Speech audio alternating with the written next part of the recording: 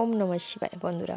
তো আমি সুমিতা আবারও নিয়ে এলাম একটা ছোট্ট মিনি ব্লগ। আর এই মিনি ব্লগটা হলো শিবরাত্রি, যেটা আমাদের ঘরে আমরা পালন করেছিলাম।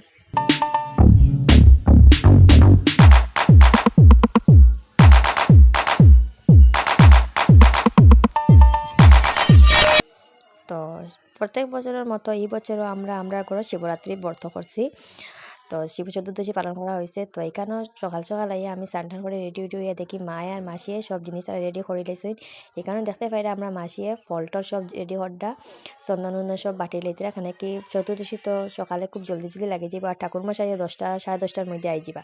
তো ঠাকুরমশাই এবার আগে যদি এরকম কাজ আটাইয়া রাখা যায় তো কত বেলা। তারপরে ঠাকুরমশাই এইবার আগে আমরা সবাই স্নান টান করে দিলাম। আমার মনে হয় স্নান করলো, তাই ঠাম্মার সঙ্গে ইয়া তারাও বেলপাত্তা ঠাকুরদের স্নান টান করাইয়া শিব বাবারে তো বেলুল দিলাইলা। তারপরে আইলাম আমি আমার সকালে যে রান্না করে খাওয়া ছিল শেষ টাস করিয়া আমি আবার আইলাম।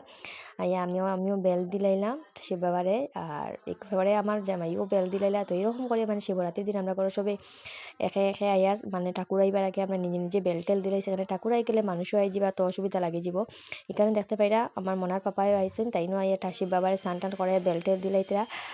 আর প্রত্যেক বছর আমরা করে শিবরাত্রির ব্রতটা করা হয়। এই বছর একটু মানে জাঁকজমক কম হয়েছে, এখানে কি বাবা অসুস্থ, তো মোটামুটি একটাভাবে করা হয়েছে। যখন তো শিবরাত্রি যখন ব্রত প্রত্যেক বছর করা হয় তো মিস দেওয়া তো যেত না, তো করতেই লাগবো।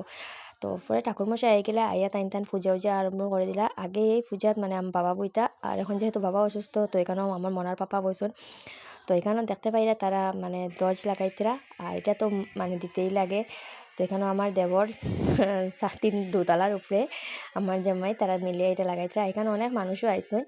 এখানেও বাবারেও মানে কোনো মতে মন্দিরের ভিতরে নিয়ে বাবারে অঞ্জলি দেওয়া হয়েছে। এর মধ্যে প্রথমে আমরা অঞ্জলি লইছি, বাকি যারা আসলে তারা অঞ্জলি লইলিছেন। এরপরে বাবারে অঞ্জলি দেওয়া হয়েছে ফ্রিভাবে।